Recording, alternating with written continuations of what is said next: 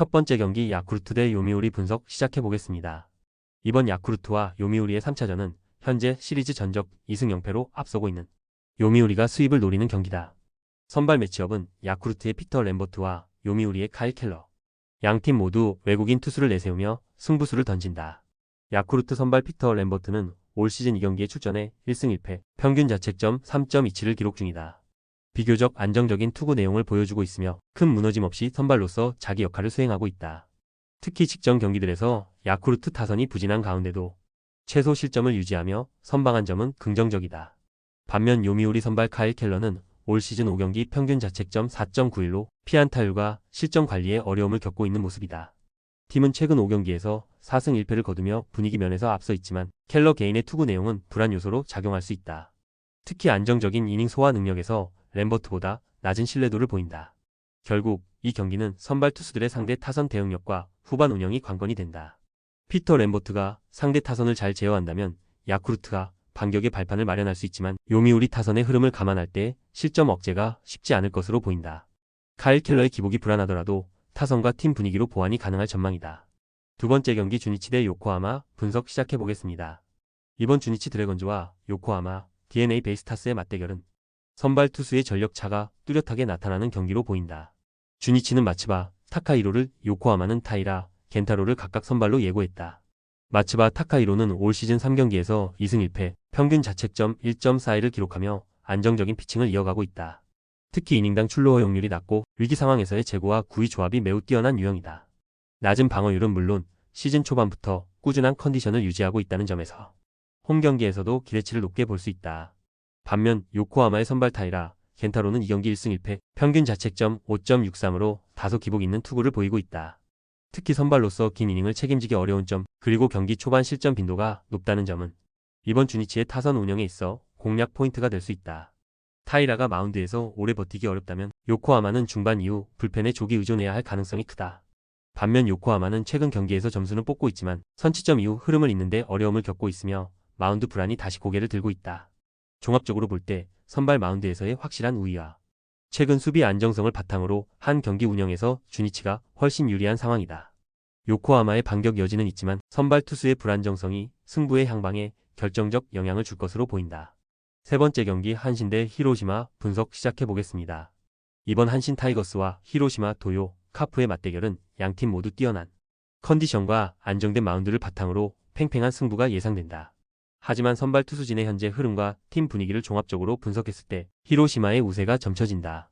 한신의 선발 이하라, 타카토는 올 시즌 6경기 등판에서 방어율 0.00을 기록하며 눈부신 활약을 펼치고 있다. 주로 불펜으로서 기용되고 있지만 실점 없는 안정된 피칭은 팀에 큰 힘이 되고 있으며 긴 이닝은 아니더라도 짧고 강한 투구가 예상된다. 반면 히로시마의 선발 모리쇼헤이는 올 시즌 3경기 모두 승리를 거두며 3승 무패, 평균 자책점 1.93이라는 뛰어난 성적을 기록 중이다. 특히 이닝 소화력과 제구의 안정성이 돋보이며 팀이 선발 투수에게 기대할 수 있는 역할을 완벽하게 해내고 있다.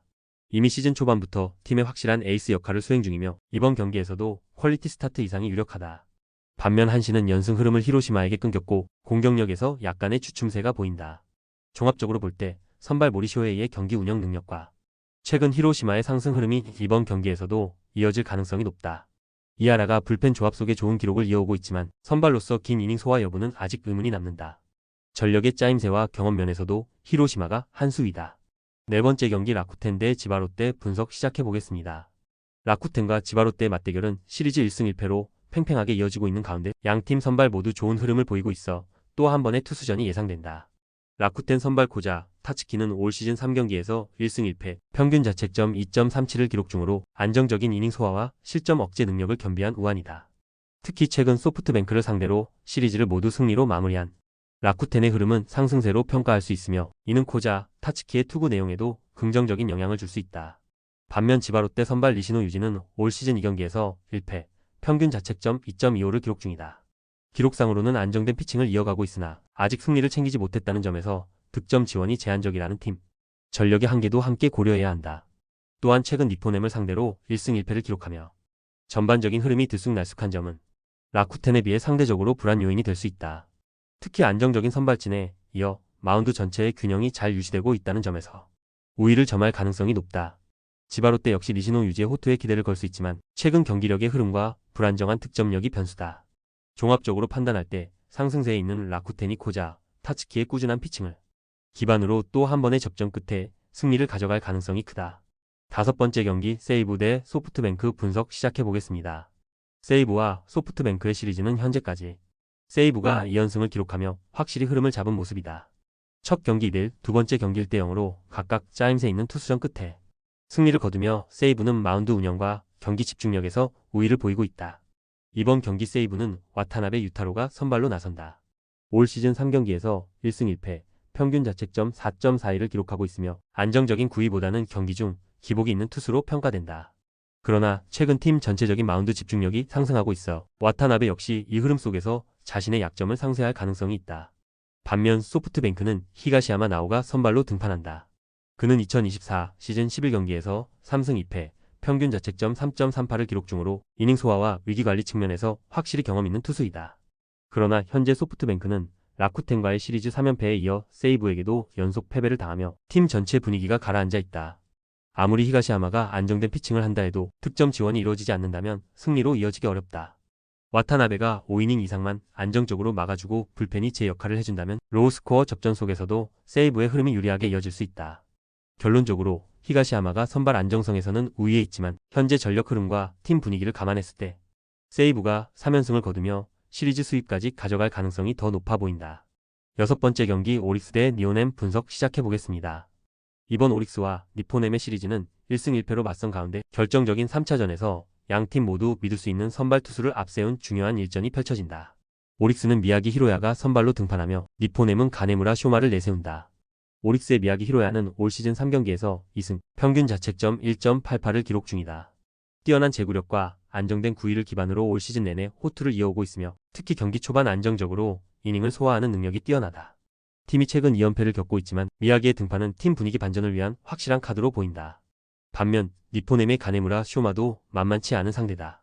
올 시즌 3경기에서 1승 1패, 평균 자책점 2.37을 기록 중이며 경기 운영 능력과 실점 억제력에서 안정감을 보이고 있다. 전 경기인 4월 19일에는 니폰엠이 7득점을 하며 타선이 폭발한 만큼 가네무라에게도 일정 수준의 득점 지원 가능성이 있다.